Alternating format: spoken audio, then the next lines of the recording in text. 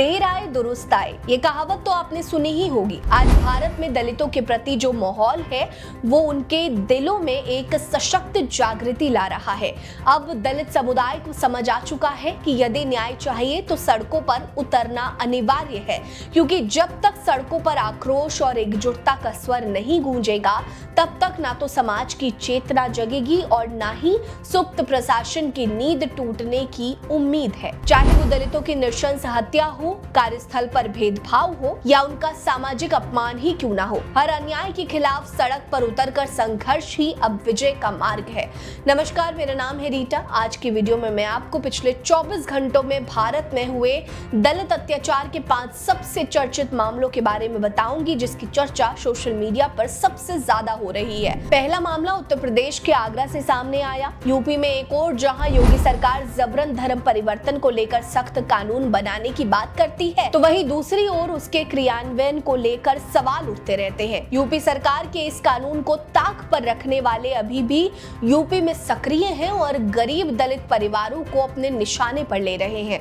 दरअसल योगी सरकार ने जबरन धर्म परिवर्तन कराने वालों के खिलाफ राज्य में मिशन अस्मिता शुरू कर दिया है, जिसके तहत आगरा पुलिस को बड़ी सफलता हाथ लगी है। पुलिस ने 3 मुस्लिम युवकों जुनैद कुरैशी, अब्दुल्ला और अब्दुल रहीम को उस समय गिरफ्तार किया जब ये तीनों एक दलित महिला को आगरा बस अड्डे से किसी और राज्य पहुंचाने के फिराक में थे। पुलिस ने बताया कि इन तीनों ने दलित महिला को पिछले कई महीनों से बंधक बनाकर रखा हुआ था। युवती ने बताया कि उसकी तरह ही ये सिंडिकेट दलित, आदिवासी और पिछड़े वर्ग की महिलाओं को अपना शिकार बनाते हैं, जिसमें ज्यादातर महिलाएं महाराष्ट्र, मध्य प्रदेश, राजस्थान, उत्तराखंड, झारखंड, दिल्ली और उत्तर प्रदेश की रहने वाली होती हैं। इस मामले में अब तक 14 लोग गिरफ्तार हो चुके हैं। आपको बता दें कि इस सिंडिकेट को लेकर 4 मई को आगरा के थाना सदर बाजार में एफआईआर दर्ज हुई थी। वहीं बीते महीने एक दलित बच्ची को बहला फुसला कर केरल ले जाने और जबरन उसका धर्म परिवर्तन कराने का मामला भी सामने आया था,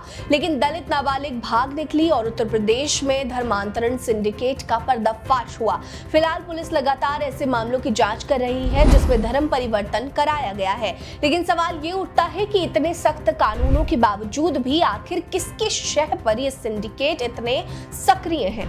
दूसरा मामला उत्तर प्रदेश के ही अलीगढ़ से सामने आया, जहां दलित युवकों के साथ मारपीट मामले में पुलिस की लापरवाही के खिलाफ दलित समाज को आखिरकार सड़क पर उतरना पड़ा।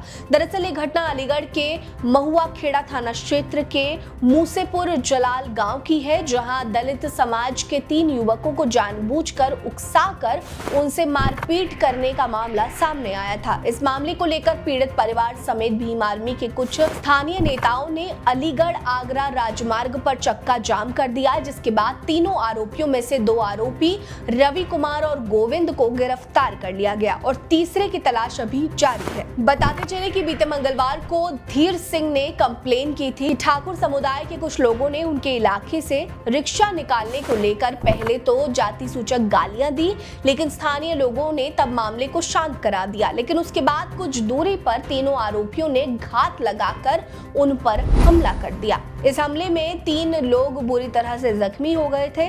तीनों आरोपियों पर भारतीय न्याय संहिता की धाराओं और SC/ST एक्ट के तहत मामला दर्ज हुआ है। तीसरा मामला राजस्थान से ही है, जहां झालावाड़ में एक सरकारी स्कूल की छत गिरने से हुए 7 बच्चों की मौके पर मौत को लेकर प्रदर्शन कर रहे दलित नेता नरेश मीणा की गिरफ्तारी ने कई सवाल खड़े कर दिए हैं। दरअसल राजस्थान में स्कूल की छत गिरने पर उसमें पढ़ाने वाले 5 शिक्षकों को सस्पेंड कर दिया गया है। हालांकि यही तो होता आया है, जो सबसे कमजोर होता है उसे ही बलि का बकरा बना दिया जाता है। स्कूल बिल्डिंग की जर्जर हालत इस हादसे की मुख्य वजह बनी और ये तो जाहिर है कि भवन एक दिन में जर्जर नहीं हुआ होगा। अगर हुआ भी तो उसकी मरम्मत कराने, सर्वे करवाने और निगरानी रखने की जिम्मेदारी किसी न किसी की होगी, लेकिन उन पर कोई कार्रवाई नहीं हुई। अब जब इसे लेकर एक दलित नेता ने प्रदर्शन किया तो उन्हें पुलिस हिरासत में ले लिया। ध्यान देने वाली बात है कि नरेश मीणा कुछ दिनों पहले ही जेल से लौटे हैं और उन्होंने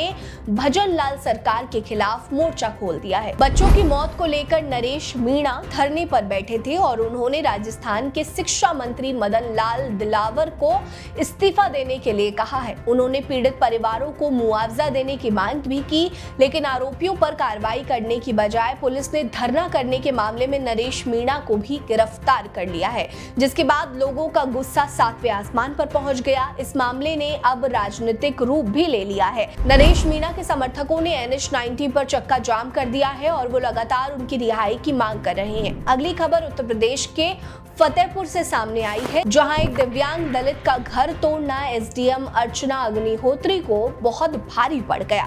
गौरतलब है कि 22 जुलाई को फतेहपुर के बरमतपुर गांव में महज 9 इंच जमीन को लेकर बिना नोटिस के SDM ने एक दलित विकलांग व्यक्ति अनिल कुमार का पूरा घर ढहा दिया था। इस घटना का वीडियो तेजी से वायरल हुआ और मामले को तूल पकड़ता देखकर योगी सरकार ने SDM अर्चना अग्निहोत्री को लापरवाही से काम करने को लेकर सस्पेंड कर दिया है।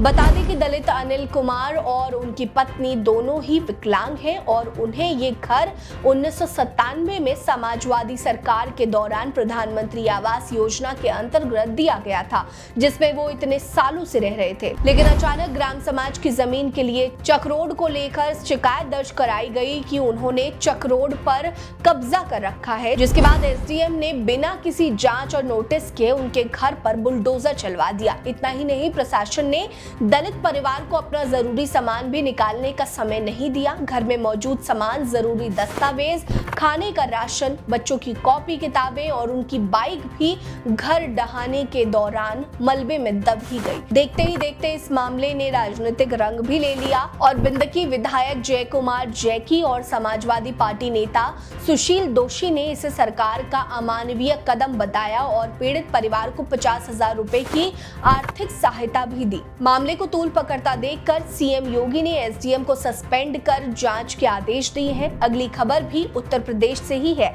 जहां दलितों के लिए अपनी बहु बेटियों के सम्मान के लिए लड़ाई लड़ना भी भारी पड़ रहा है। दरअसल यूपी के मेरठ के थाना गंगानगर क्षेत्र से एक दिल को झकझोर देने वाला वीडियो सामने आया, जिसमें कुछ लोग एक दलित समाज के व्यक्ति को जाति सूचक गालियां देते हुए बेरहमी से पीट रहे हैं। मार खाने वाले शख्स का नाम संजू वाल्मीकि है, जो बिहार के बक्सर का रहने वाला है और मेरठ में ड्राइवरी का काम करता है। खबरों की माने तो संजू वाल्मीकि अपनी इको गाड़ी से कुछ लड़कियों को ट्यूशन छोड़ने जा रहा था, लेकिन तभी कुछ दबंगों ने गाड़ी को रोककर बच्चियों के साथ छेड़खानी शुरू कर दी, जिसका विरोध संजू ने किया तो दबंगों ने संजू को बेरहमी से पीटा। इस घटना को लेकर भीम आर्मी चीफ चंद्रशेखर आजाद ने राज्य सरकार से संजू वाल्मीकि के लिए न्याय की मांग करते हुए पूछा कि क्या यही है बेटी बचाओ बेटी पढ़ाओ का असली चेहरा, जहां एक दलित को केवल इसलिए इतनी बुरी तरह से मारा गया क्योंकि उसने अपनी बहू बेटी की इज्जत के लिए